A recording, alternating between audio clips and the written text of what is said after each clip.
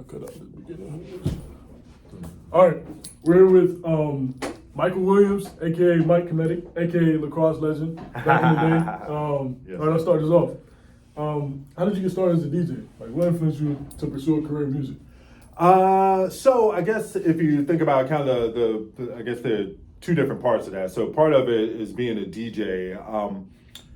For me, I grew up in the 70s and the 80s, and, you know, my dad listened to a lot of music. There was a lot of records in the house, you know, so I grew up, I have some records now, they're in my dad's collection that I've been seeing since I was like 3 or 4 years old, you know, so I've always been around records and things like that. And I had an older brother that was 4 years older than me. I was born in 1973, so he was 4 years older than me, and in the early 80s, he was getting into rap, you know, as a teenager, and I was younger, so I was hearing a lot of stuff that he was hearing. He was bringing home early mixtapes with, like, you know, Africa Bambaataa stuff on it, and, you know, all this different type of new electro and rap type stuff that I'd never heard. There was a brand new style of music, so I started hearing what he was hearing, and back then, you know, nothing was really mass producing in any kind of way. It was kind of underground. You'd have to get the records, like the 12-inch singles and stuff like that, because people weren't really buying albums like that. So I started going to the record store with my brother, you know, when I was probably like 8 or 9, and started buying records and started hanging out. I had a lot of older friends again because I had an older brother. It's my phone. Guess I should turn that off. Good thing this isn't an official thing, an interview. But yeah, hold on, let me turn this off. Yeah. So I started buying records and doing cookouts in the neighborhood, and that's really how I got into buying records and DJing. I got really into hip hop culture. Watching DJs like Grandmaster Flash is one of my greatest influences. Yeah, he actually. A lot of people don't know this, but my LLC that I have that I do all my work on is actually named after Grandmaster Flash. It's called Flash Forward. Yeah, so it's after Grandmaster Flash with a lightning bolt, but it's also conceptually flash forward, because a lot of times people think of like a flashback where you're thinking back to something, where flashing forward is thinking forward, like flashing and thinking like what's going to be ahead and preparing for it and striving towards that.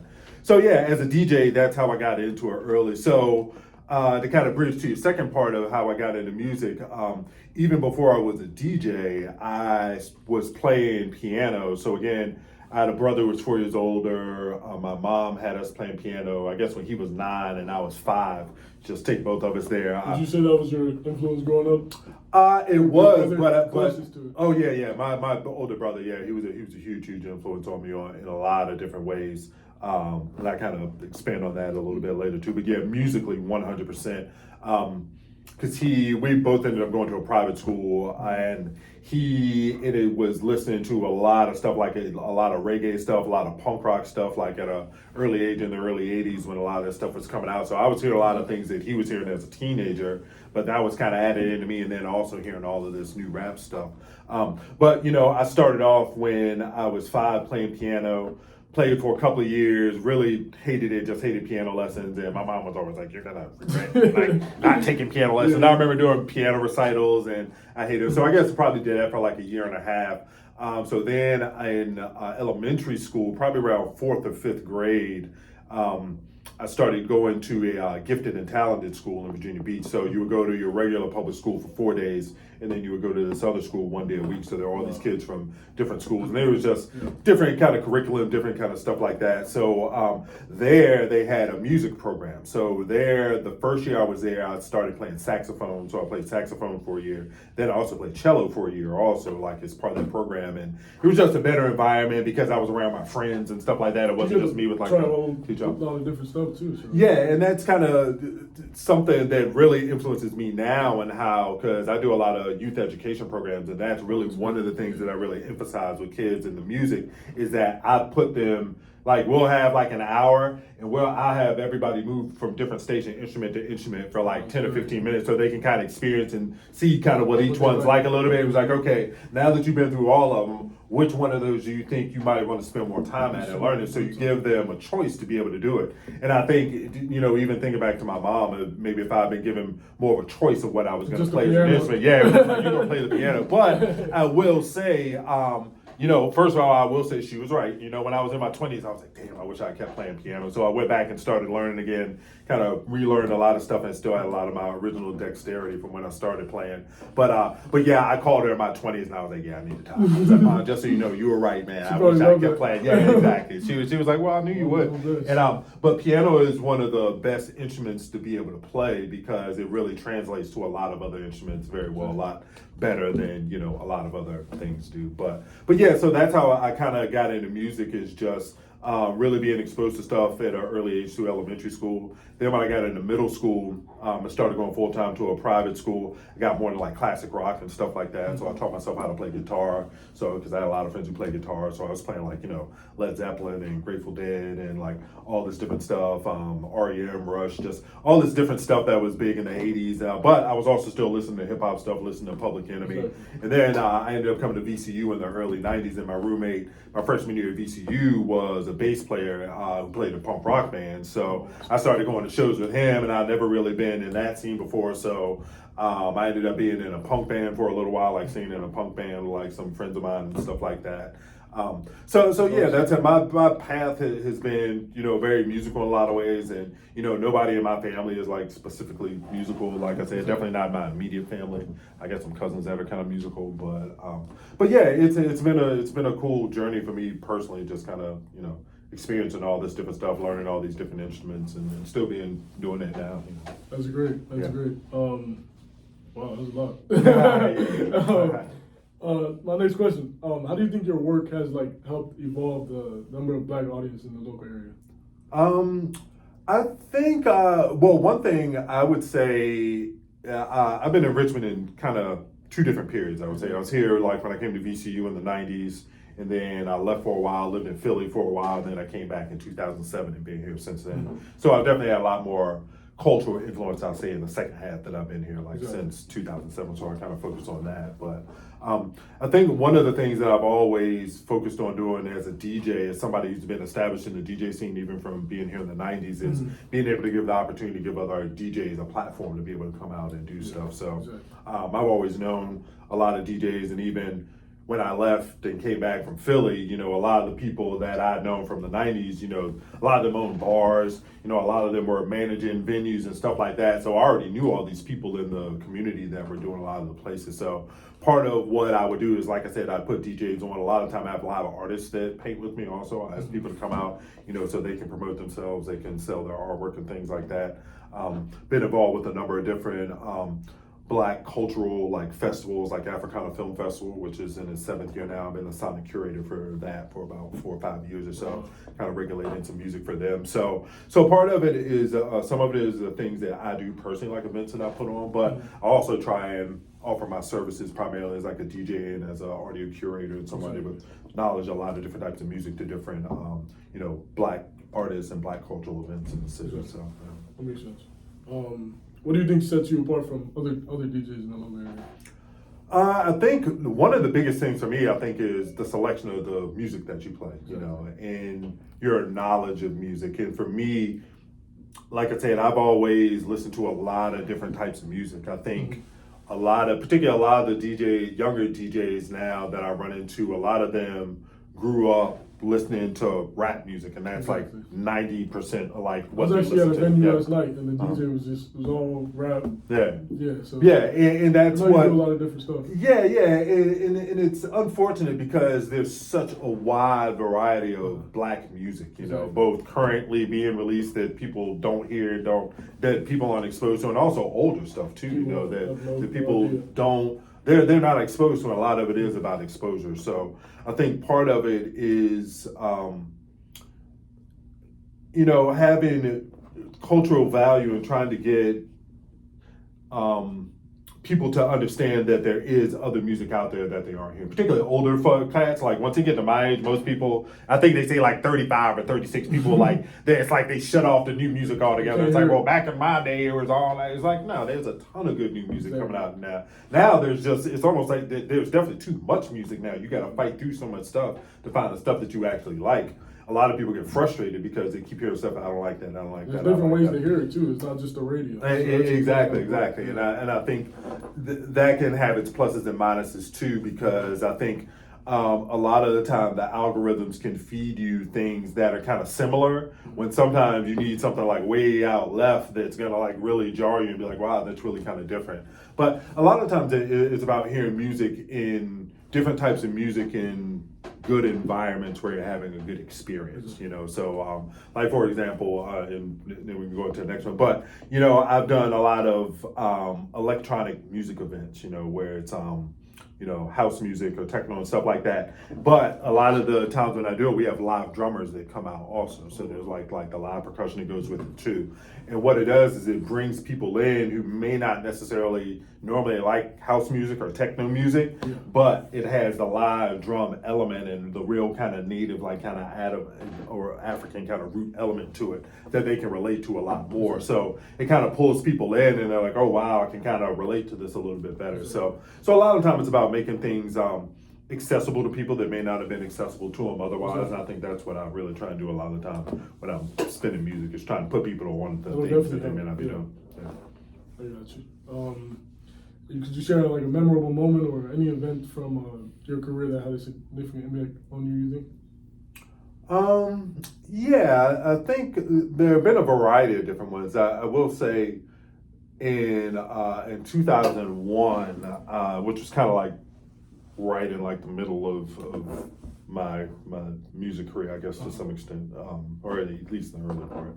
But we did an event, myself and probably about 5 or 6 other people. We had a production company where we would do a lot of different events around the city, bring different artists from New York, different hip hop artists and stuff like that. Actually, 2 of the guys who I work with, they're actually producers out in LA now. I work with like Rihanna and Doja Cat and stuff like that. And, yeah, do like writing for them. Yeah, so a couple of guys who went to VCU, friends of mine. Yeah, so back in 2001 when they lived here, we did.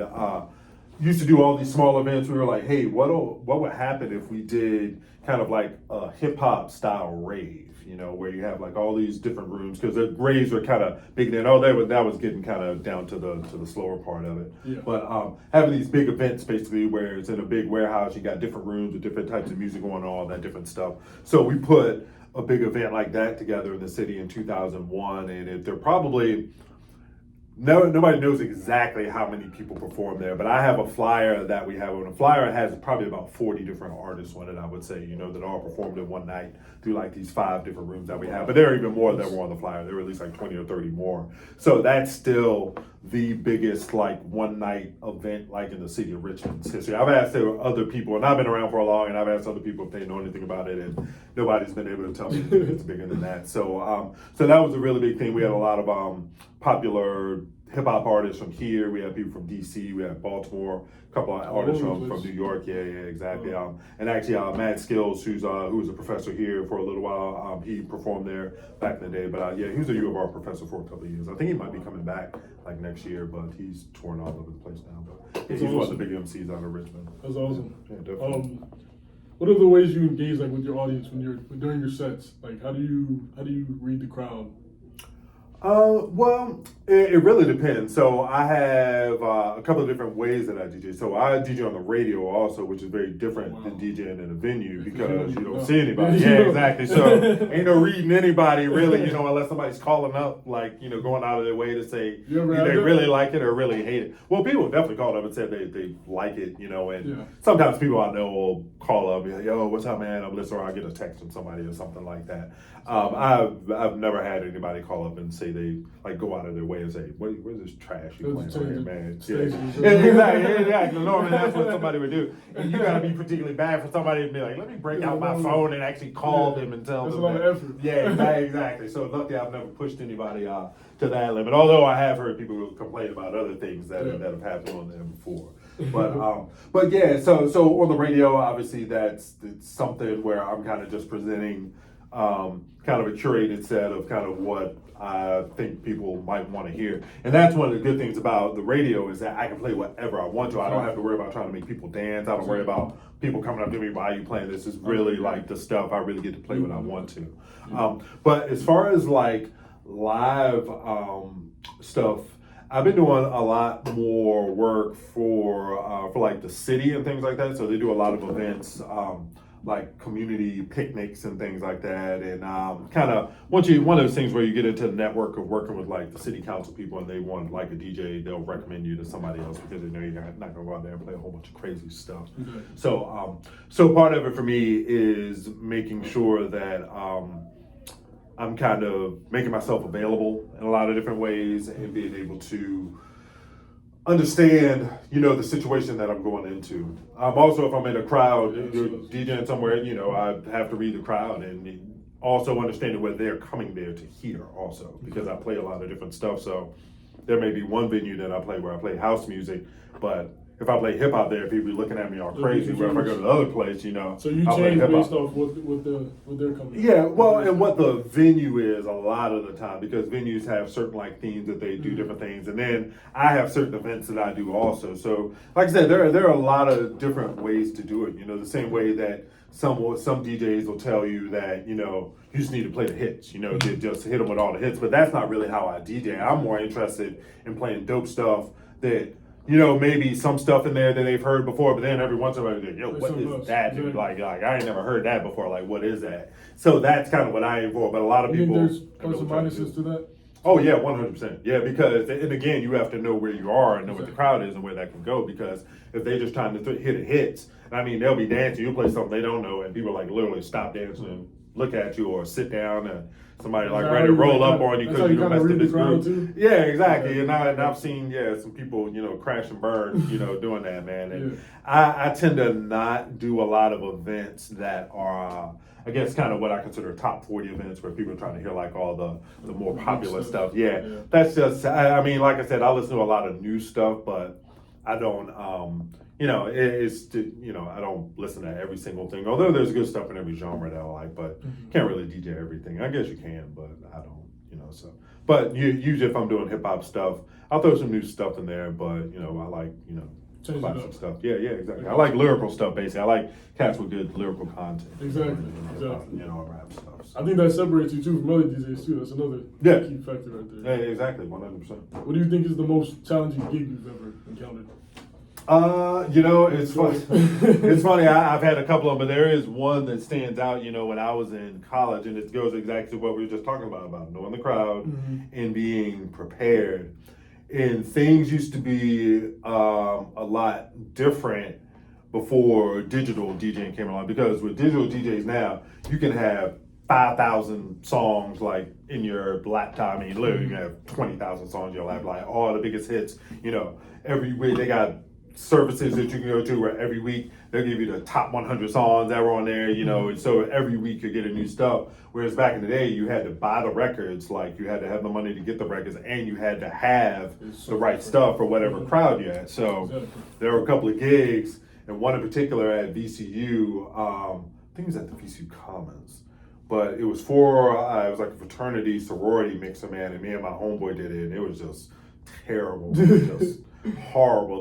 Because they wanted to hear a lot of the newer stuff, yeah, man, and that was not what we were playing at the time. Do you do a lot of college performances? Or? Back then I did. I mean, I used to DJ. Actually, I used to DJ at U of R's radio station for a little while too, man. Yeah, that was like early 2000, probably like around 99, 2000 when I was doing that. But I also DJ'd at VCU's radio station in the mid 90s. But yeah, I used to do a lot more college stuff then. Would you say like with the colleges, it's more like they want more of the newer stuff most of the time? It really kind of depends, because back then, and they did want the newer stuff, but back then the newer stuff was 90s hip hop, and that's kind of what what I was into and what kind of the new stuff was. So kind of a lot of it is, me not being in touch with like the newer hip hop stuff that's out there. So I'm sure some 22, 23-year-old DJ is going to be a lot more in tune with what the younger cats are listening to. Plus, I'm not really going out to like spots and hearing what people are playing. And that used to be the thing too. Somebody, Lonnie B is? Ever heard of him? Yeah, he's a big DJ in the city. He's on the radio.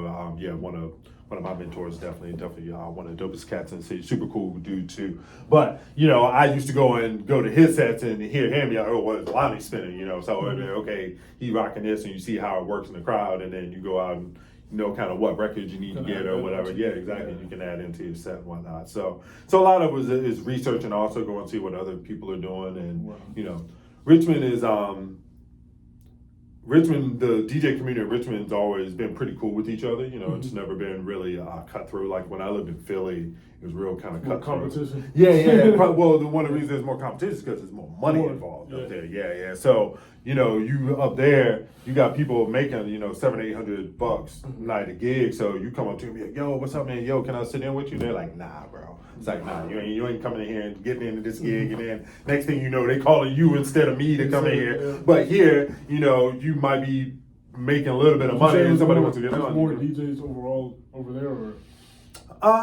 No, I wouldn't say specifically that there were more. No, I wouldn't even say that there were more in Philly than there were here. There are just a lot better spots to DJ there in Philly where you could get paid a lot more. And there are a couple of different reasons for that. A lot of it's because of the alcohol laws in Pennsylvania are different than the alcohol laws in Virginia. So in Virginia, you can't have bars. Like, I don't know if you've noticed, but there are like no bars here. Everything is a restaurant.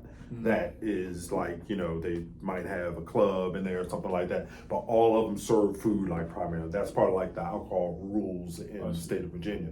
Whereas in Philly, a lot of other places you can just have a bar, a place to just, you know, to club. Yeah. And some of them do it. You can have like music venues. Some of them have like special permits where they can do stuff like the National and things like that, but it's not open all the time. It's like a special use pop-up. These are those things that people don't even realize. Exactly. and it really affects the economy in the city of Richmond. They don't understand. People come here and be like, well, damn, ain't nothing going on, ain't no clubs here, anything like that. It was like, well, that's because of how the alcohol laws are. Yeah, exactly. And you have to sell a certain amount of food relative to how much alcohol you sell. And if you sell too much alcohol and aren't selling the food, then you can get shut down. Wow. Yeah, it's crazy. Well, speaking of venues, what are the venues like in the Richmond area? Because I've only been to, I think, 2. I was at the Camel last night too. Okay, cool. Do you have any favorites? The Camel is cool because it's that's a good community space, man. It's not my favorite venue per se. I mean, it's cool. I like, because I've done shows at the Camel a lot too with bands that I've done before. I don't like how the bar is separate from like the other. Yeah, exactly. That's always kind of pain in the ass sometimes. Yeah, and if you got the place packed, you got people in the back who can't see, and it's just kind of weird. But they've always been really good about the community. And I don't know if you know, but the radio station WRR is actually right upstairs from the Camel. It's actually the exact same building. Yeah, exactly. So those actually were built out at the same time. They built the Camel and the radio station WRR at the same time. But the Camel School, they got definitely good vibes. But really, man, a lot of the venue scene here leaves a lot to be desired. I mean, there are some good spots. A spot called the Jungle Room. You ever heard of that before? I've seen it. Yeah. Jungle Room is down on Broad Street. And then right beside the Jungle Room is a larger music venue called the Broadberry, where they have like a lot of different shows like that. That's kind of like I had some classmates there last night too. Yeah. So cool. Yeah. All those are good spaces with good people that run them. Spot called the Hofheimer has a rooftop. Like actually, that's right across the street, kind of from like the Broadberry and Jungle Room right on Broad Street. But yeah, they're one thing that I've always said about the city of Richmond is like, you know, the people here are pretty cool, but the laws are really, really restrictive here. They make and it makes it difficult to do a lot of stuff to be really successful if you want to be an artist. I mean, not to say that it can't be done, and there are some successful artists here, but it's a lot more difficult, and it's a lot smaller pool of money to try and eat from. Richmond's economy is kind of slow in a lot of ways, you know. It's economic development, but they're the good people trying to run venues. But again, like I said, they have to be running a restaurant and a bar and, you know, a music venue. You can't just run a music venue. So. Exactly. But yeah, the Camel's definitely a good spot. Vagabond's good. That's like a nice spot that's down on Broad Street also. But yeah, man, there's definitely people doing good stuff. It's good. What advice would you give, if you have any, to aspiring DJs trying to break through the local music scene? I would say particularly in the Richmond area. yeah. So two things I would say. One, I would say learn about a lot of different types of music, because what you find if you're trying to break through as a DJ, one of the reasons that I'm so successful as a DJ, and I consider myself successful, you know, for Richmond, is because I know how to DJ in a lot of different environments. Exactly. Like a lot of people want to be a DJ, and I know the game. That's part. So that's the part of that, and I'll get to that part of it, the game part of it. So this is just the content of what you're spinning. So first of all, you want to may have something that makes you a little bit different, I think, than other people. Yeah. So not necessarily going out trying to spin exactly what everybody else is playing, but figuring out, if you like different stuff, then figure out a way to be able to present that stuff. That's one of the good things about WRIR is that it offers an opportunity. You don't have to have the crowd necessarily. You can come in and just play what you want to do. So there's that part of it as far as like creating your selection. So the game part of it is showing up on time, man, and this is like basic stuff, basically. Man, like it translates to anything. Showing up on time and being responsive to like people's needs, man, and not being a jerk to people. That's another reason why I get a lot of work, man, because I'm a cool dude and I'm not difficult to work with. And again, that's from being in the game though, because there are times where somebody would want me to do something that's like, bro, I'm not playing that song. I don't want to do that. I'm like, well, they paying your bills, right? So you want them to recommend you to somebody else or give you more work. Networking plays a big role in that. It does, and so it's funny because I used to do weddings, and I know there are all kind of opinions about weddings. I know people that do strictly weddings because they pay really, really well, and I know people that don't do weddings at all, and which I Why is that? Because weddings are funny because for you it's just another wedding day that you have, but for every wedding it's somebody's like the most special day, like, and they want it to be absolutely perfect, and they be a pain in the ass, and they gonna tell you they do this, yeah, exactly, and they ride on you, and they want you to play this, and like it needs to be absolutely perfect, and if people aren't dancing, and they're like, well, you need to do something because people aren't dancing. It's like, yo, I mean, okay, I can do what I can. So some people are willing to deal with that. I've never particularly liked doing that. That was just never really my thing. But so I found a middle ground on that because I haven't done a wedding in a while, but the past 5 to 6 weddings that I've done, it's just been on recommendation. Mm-hmm. Like if somebody that I know recommends me to somebody because they know what I play, they know the type of stuff that I do. Yeah, exactly. They know who I am. They know my vibe. They know that type of thing. They know their vibe also, so they're not looking for somebody to come in there, play the chicken dance and do all this different crazy stuff. They want somebody who's going to come in there and put a cool, like soulful vibe on it. So I do it that way, by getting recommendations and stuff like that. But yeah, just making sure that you do what you say you're going to do, basically. Like just like with anything else. Yeah. It's nice. Discipline. Yeah, exactly. They show on the football field, man, in the business world, everywhere, man. And you can go a long way if you have discipline. Same way within all this stuff, if you can master, being focused, really is what it comes down to, and making sure that you can stay on task and on target. And that's becoming a lot more difficult for kids these days. Like I said, I got a 16-year-old. He and his phone all the time, man. I'm around a lot of kids too, man. It's disturbing, but I have faith that people will figure it out and kids will figure it out, and everybody will be cool, man. So, could you elaborate more on the part of knowing the game, kind of, in that? Yeah, I think for an aspiring DJ. Yeah, I think. No one was different from everywhere else in the country. So. Yeah. Richmond in general is kind of a pretty unique place, and I haven't lived a ton of different places, but I traveled to a lot of different cities, at least like in the U.S. and within the past year, I've been in Chicago, New York, New Orleans, Oakland, just so I see a lot of different scenes and how a lot of cities move, and here I would say. Really, anywhere, it's about relationships. It got to a point for a while where there were so many people that were DJing, because like right when laptop DJing got really big and it became really easy where somebody could give you a hard drive, with 10,000 songs on it, and bam, here you go. You got all these albums and all this music that you can go out and DJ with. But everybody was still coming out and nobody had any kind of distinct like personality of what they were doing. So knowing the game is kind of defining yourself in the game and being able to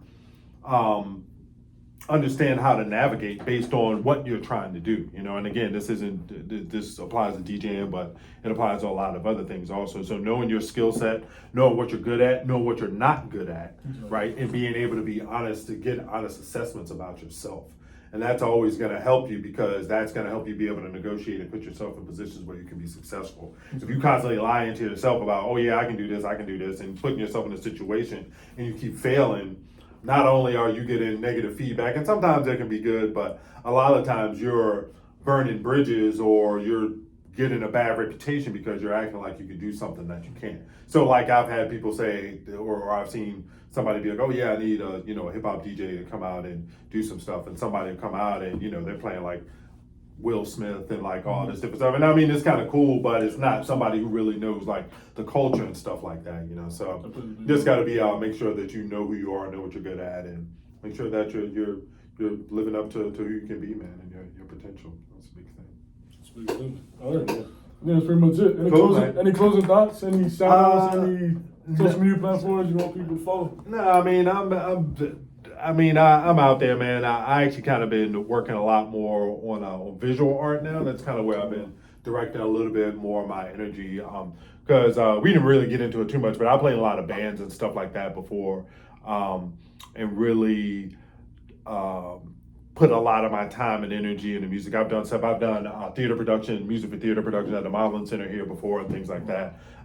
So I've always really been music centric, but over the past year or so, I've really been kind of focusing on visual art a little bit more. So it's been interesting because, and this is a whole separate discussion also, but what they call the valuation of music has changed a lot. It's like what people used to go out and buy albums and stuff like that, but they don't do that now. People subscribe to it. They listen to music in different ways now, which means that the music industry itself has changed in a lot of different ways. So you think that's good or bad? I don't think it's. I think there are positives to it and negatives to it. It's a lot easier for people to get heard now because it's a lot easier to make music. Like somebody can have a laptop and record a whole album in their dorm room where you used to have to pay to go to the studio, do all this stuff. Yeah, but now you can do that. You can upload it to Spotify, do all this different stuff. So it's a lot easier for people to get heard. But again, it's also a lot more difficult for people to get heard because there's so much stuff out there, and it's kind of hard to cut through unless you're actually doing something that's putting you in a position to win, and then being able to translate those listens into something profitable or something you can actually that's tangible. Yeah, exactly. And that's about the work of the artist, really, So if you get out there, if you got 1 million listeners, it's up to you to figure out a way to cash in on that, So the platform's done what the platform does, and they may not have made you any money off of that, but if you got 1 million people listening to your stuff or following you, whatever, it's up to you to build something that takes advantage of all these people that will listen to you on this platform that's free or whatever. So yeah, it can be good and good and bad. How do you? I guess we'll keep going here. How do you manage to stay consistent with giving people what they wanna hear on the DJ? Do you find that hard or? No. Part of it's my love for music in general. So I'm always looking for music for myself. So I've been doing my DJ radio show. I started it in 2009. And I took a couple of years off in the middle just because my schedule got kind of crazy. But I do that every week, man, and I still enjoy it, man. So, and again, that's me going in there. I ain't got no crowd in there, no nothing like that. So it's about me loving the music and me wanting to be able to present this stuff out there. Yeah, it really is, man. And that's what you can't train somebody on. Either you're gonna love looking for music and you're gonna love looking through all this stuff to find good gems to be able to do. And there are a lot of people at the radio station who aren't club DJs like I am. They're just people who that's their shit that they do every week, man. All week they're going through looking for music because they love music too, and they're putting together this playlist and they go in there and they present it, over the radio waves. So that's one of the main things that people ask me to train them how to DJ, and I was like, I can teach you the technical stuff, but I can't teach you the love for music, and I can't teach I feel that's the biggest thing of anything. You have to be really committed. You have to actually love it. It is. And you can try, and like I said, there was a while where there were a lot of DJs, man, but all of them fell off, because they found out, first off, it wasn't easy. Second of all, it wasn't very glamorous going in there and you DJing and people looking at you like, yo, you terrible. And then the bartender's looking at you and the owner's like, nah, you ain't coming back. Exactly. So a lot of people fell off, so it was a big spike where a lot of people went in. Now it's kind of leveled back out a little bit again, but it's it can be challenging, man, to be able to craft your own space in there and be able to crack in, particularly if you're not a talkative person, you're not used to going in and being like, hey man, I'm interested in doing this and doing that, and then getting shot down and then going somewhere else and doing it. It's like takes a particular amount of skill to be able to do that. And keep your head up. Yeah, and I was just fortunate. I came up through VCU and knew a lot of people like through VCU, and I left and came back, and a lot of them were here, and I just knew people automatically. But I've always been kind of social anyway, so definitely helps. That's good. Yeah, Definitely. yeah, definitely, man. All right. Cool. Well, yeah, I appreciate you, man. I appreciate the Q&A, man. I appreciate you. Interested in hearing and seeing what you finish and come up with. That was a lot. You were great. Yeah. I know. Like I said, I definitely talk a lot. Yeah, I got a lot to say generally. A lot of experiences, man. But I talk about a lot of different stuff. Like I didn't even talk about any like the other stuff that I do. So that's like the music stuff. So I do like stuff with working with like nonprofits, like as far as like I'm the co-executive director for a nonprofit called State RVA that does work with like Richmond Public Schools and does like community talks around things like that also. So yeah, I do a lot of stuff, man. Do you believe like what was I gonna ask? Do you believe like incorporating music into education helps students who are not like so like fully committed to actually education? Like you think that music helps them? What's the question I'm trying to get across? You get what I'm trying to say? Yeah. It helps them kind of with their academic. Academic. Oh yeah, 100%, man. Like you have to enjoy. Like learning is fun. Like it has to be fun. So you think? Well, and I think there's one of the main things that learning an instrument teaches you is that practice makes you better. Exactly. Same thing with sports. That's the thing you learn. Is like if you put work and time and effort and energy into it, then you get better. School's the exact same way. You may not be good at math, but if you put time into it and learn and do stuff like that. So, and then playing instruments is very mathematical. And that's what people say. Like playing an instrument really helps you with math. Because you gotta have the timing down, and it's all then measures of 4, and then you gotta be able to count through the time, and then be able to feel the rhythm and stuff like that. But yeah, that's a lot of what I do now is trying to integrate music more into kids' like educational learning experiences. So that's huge. I think it is. So it's there are a lot of different things that kids need and they can thrive on and can kind of focus on. So that's what I choose to do. Well, we appreciate you. Yeah. Definitely. Cool. What are you majoring in, man? Economics. Economics? Okay, cool. That's what's up. Oh yeah. Sounds good. Well, because I'm actually learning about what you just talked about in my FYS. It's education in society, and we're talking about like different ways to help students learn. So yeah. They're so one of the things that I don't know if you guys talked about it, but one of the things that isn't talked about enough is just the different styles of intelligence, like manifestations of intelligence. I don't know if you guys talked about, but they're what they call like kind of 9 different types of intelligence. So typically we're only thinking about, maybe 1 or 2 types with academic. So another type of intelligence is physical intelligence that athletes have, So some athletes are just gifted, physically, just, somebody, who Derrick Rose is? Of course. Yeah. Derrick Rose, that dude, man, like, and Allen Iverson, people like that, they're just physically gifted people, dude. Like, so that's a level of physical intelligence that your body has. So that's a level of it. Some people have book intelligence. Some people have a high level of emotional intelligence that allows them to be able to be empathic with people, that make good therapists and things like that.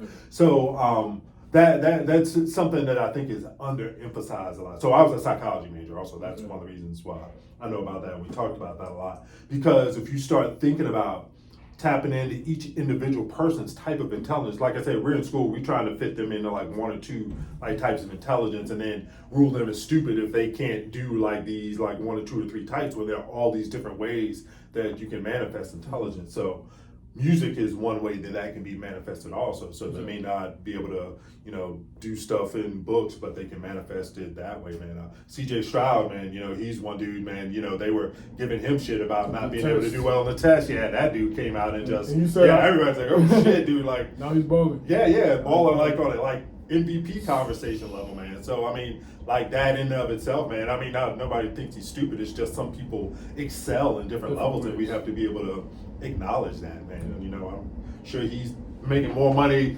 excelling in that way than he would be in any book that he could be in.